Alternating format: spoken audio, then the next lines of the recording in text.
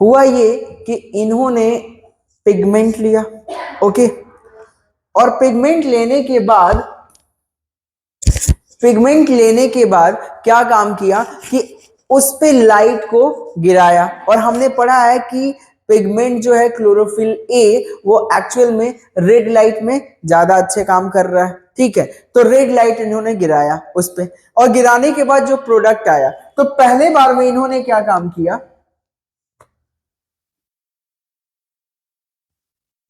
पहले बार में जो रेड लाइट लिया उसका वेवलेंथ जो है वो 680 नैनोमीटर से ऊपर का लिया।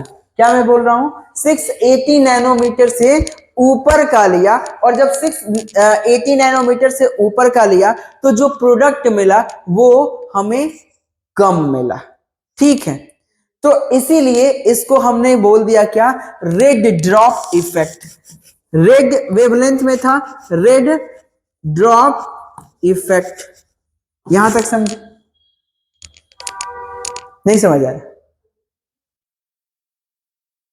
देखो उन्होंने क्या लिया, पिगमेंट लिया, क्लोरोफिल ए, कौन, इमर्सन एंड लेवाइस, ओके। और इस पे उन हमें पहले एब्जॉर्प्शन स्पेक्ट्रम देख लिया ना टी.डब्ल्यू. एंगलमैन का।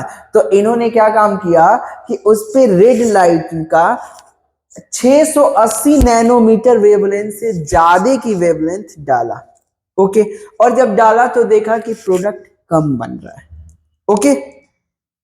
तो प्रोडक्ट कम बन रहा है तो क्या हुआ, ड्रॉप किया ना, तो इसी को बोल दिया गया रेड ड्रॉप इफेक्ट। यहां तक समझे?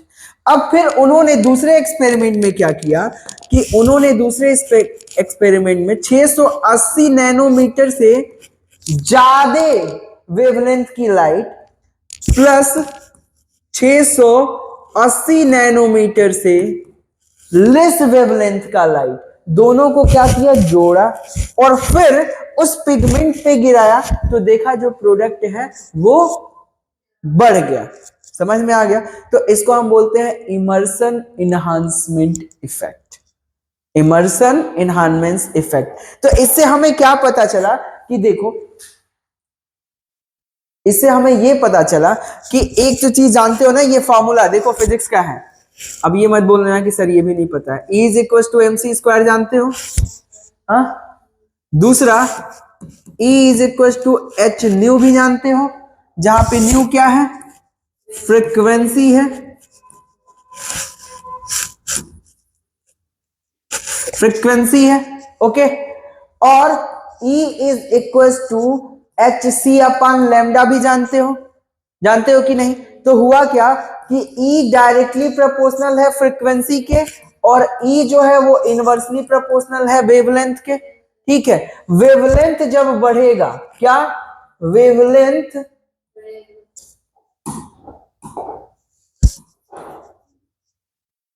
वेवलेंथ जब बढ़ेगा तो क्या होगा, एनर्जी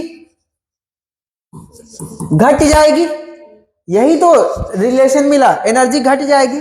तो जब तुम 680 नैनोमीटर से ज्यादा की वेवलेंथ लिए थे तो उसकी ऊर्जा कम थी, और जब तुमने क्या किया कि 680 प्लस 660 या 680 से नीचे वेवलेंथ के लिया तो तुमने क्या किया, उसकी ऊर्जा बढ़ा दिया। और जब ऊर्जा बढ़ाया, जैसे मान लो कि दो लोग काम कर रहे थे, पहला वाला जो काम था कर रहा था वो 680 नैनोमीटर से ज्यादा पे काम कर रहा था, इसलिए वो 680 नैनोमीटर से ज्यादा की वेवलेंथ पे एक्टिवेट हो गया। और दूसरा वाला जो था वो 680 या 680 से कम पे काम कर रहा था, एनर्जी ज्यादा चाहिए था, तब वो एक्टिवेट होगा। समझ में आया? तो पहले वाले में तुमने क्या किया था, 680 से ज्यादा दिया था, तो 680 पे जो काम करने वाला था वो तो नहीं काम करेगा ना, नहीं काम करेगा ना, इसीलिए क्या हुआ, प्रोडक्ट ड्रॉप कर गया। लेकिन क्या हुआ, जब तुमने दोनों को मिलाया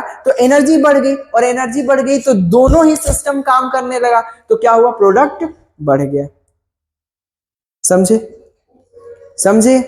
नहीं समझे? देखो वैसे एनसीईआरटी में ये है नहीं, समझने के लिए बता रहा हूं कि कैसे ये हमें पता चला।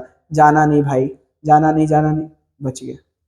देखो The pigments are organized into two discrete photochemical light harvesting complex. जो पिगमेंट्स होता है वो दो फोटोकेमिकल लाइट हार्वेस्टिंग कॉम्प्लेक्स में क्या होता है, ऑर्गेनाइज होता है with in the photo system 1 and photo system 2। कैसे पता चला कि फोटो सिस्टम 1 है और फोटो सिस्टम 2 है? यहां तक समझ में आया? इमर्सन और लेवाइस की एक्सपेरिमेंट से।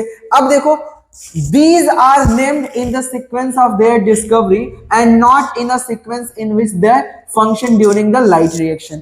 ये क्या है कि इनका जो नाम पड़ा है ना, वो कैसे पड़ा है, सीक्वेंस ऑफ डिस्कवरी, नहीं कि जिस सीक्वेंस में ये काम करते हैं, ठीक है, and not in a sequence in which they function during the light reaction. The light harvesting complex are made up of, light harvesting जो कॉम्प्लेक्स होता है वो किससे मिलके बना होता है, 100 ऑफ पिगमेंट्स। किससे मिलके बना होता है, 100 ऑफ पिगमेंट मॉलिक्यूल। तो ऐसा करो, यहीं पे आप लिख लो, इसमें जो होते हैं लगभग 230 से 400 पिगमेंट मॉलिक्यूल होते हैं। ओके, समझ में आया? दूसरा, इसमें जो क्लोरोफिल ए होता है और क्लोरोफिल बी होता है उसका रेशियो 3:1 का होता है। बोलो क्या हुआ, तुम लोगों को नहीं समझ में आ रहा है क्या? आ रहा है ना? ठीक है, अभी नोट्स का तुम लोग क्या करोगे कि तुरंत करवा लोगे, और जैसे कह रहे हो वैसे फिर से मैं करना स्टार्ट कर दूंगा, कोई बात नहीं।